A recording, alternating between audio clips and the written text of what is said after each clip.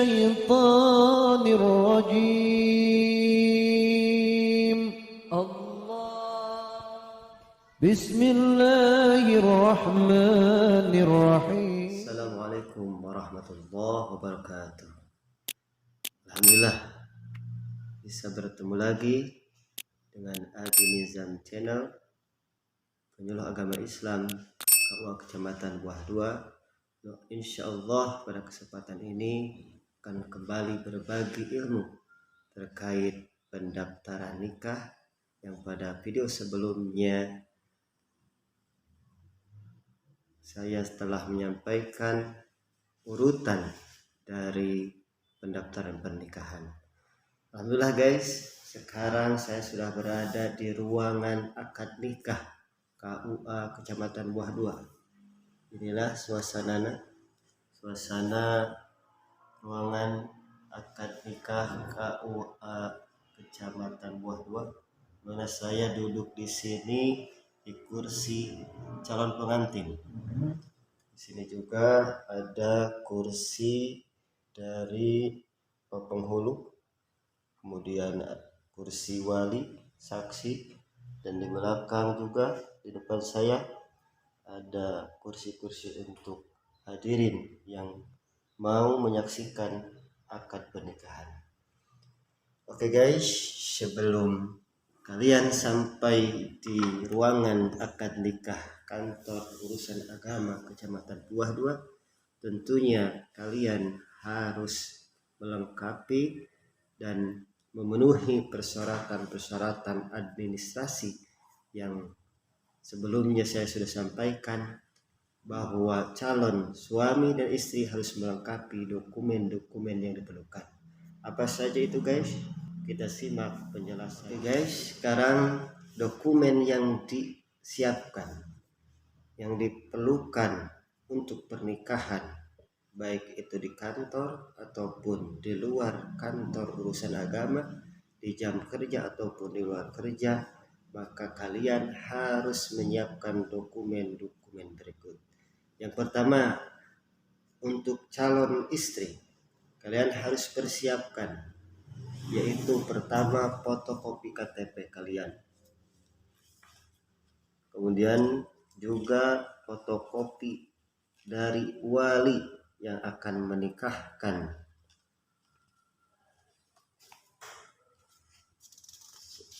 Sesudah itu jangan lupa juga siapkan fotokopi dari 2 saksi, baik itu perwakilan dari calon istri ataupun dari calon suami.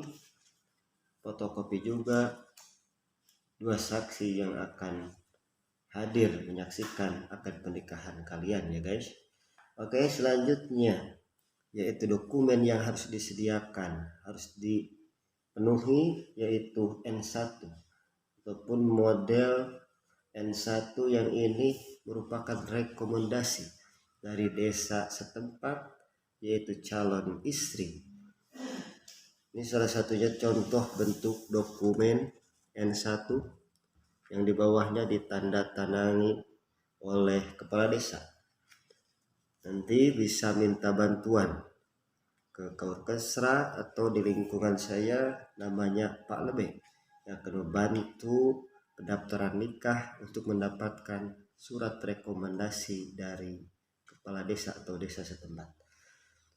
Sesudah kalian memenuhi dokumen tersebut, dilanjutkan yang kedua, yaitu kalian harus melengkapi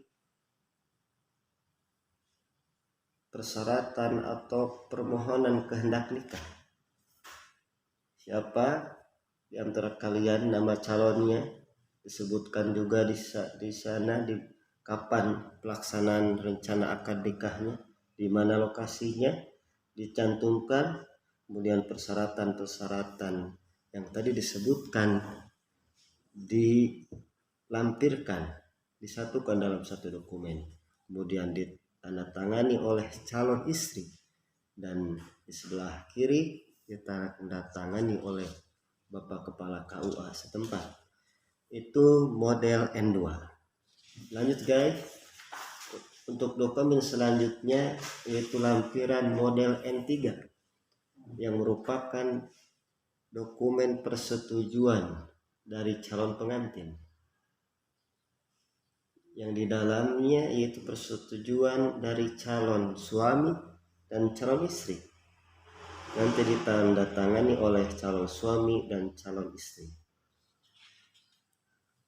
dilengkapi data-data identitasnya, kemudian diakhiri dengan tanda tangan.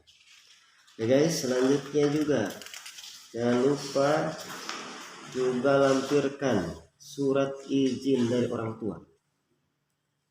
Apabila calon istri atau calon suami itu di bawah umur 21 tahun.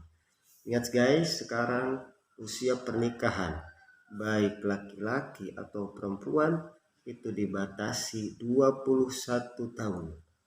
Kalau calon istri ataupun calon suami kurang dari 21 tahun, maka itu harus ada surat izin orang tua.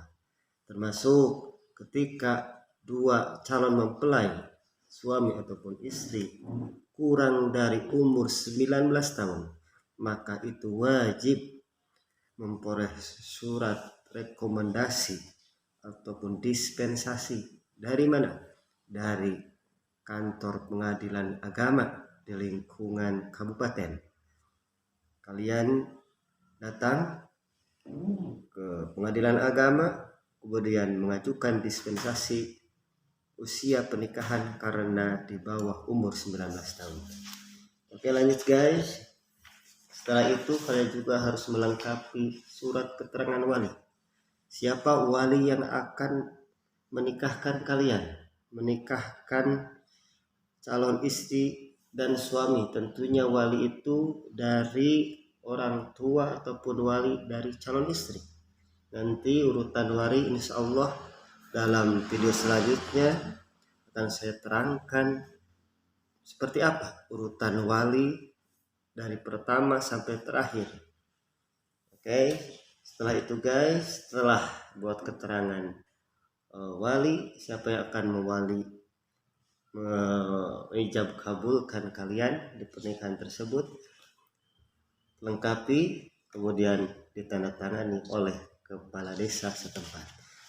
Oke guys, selanjutnya yaitu keterangan pernyataan jejaka atau perawan, khususnya untuk calon istri, keterangan bahwa calon istri masih perawan. Di sini ada surat pernyataannya, diisi, dilengkapi dan dibubuhi dengan materai 10.000. Selanjutnya guys, yaitu dokumen yang harus dilengkapi yaitu akta kelahiran, kemudian kakak, kartu keluarga, dan juga yang terakhir yaitu ijazah terakhir, yang itu semua wajib dilengkapi, harus ada. Salah satunya persyaratan administrasi calon istri. Itu guys yang pertama. Ya, lanjut guys. Untuk selanjutnya untuk calon suami, apa saja berkas yang harus dilengkapi oleh calon suami? Yang pertama yaitu kalian melengkapi surat pengantar nikah dari kantor urusan agama setempat. Di sini kebetulan salah satu contohnya ini KUA di luar kabupaten, bahkan luar provinsi. Di sini dilampirkan membuat surat pengantar dari KUA setempat di daerah asal calon suami. Oke, selanjutnya tidak beda dengan persyaratan tadi, bahwa calon suami juga harus melengkapi model N1, dilengkapi data-datanya, siapa calon istrinya, kemudian ditandatangani oleh kepala desa atau lurah setempat. Ini contohnya guys.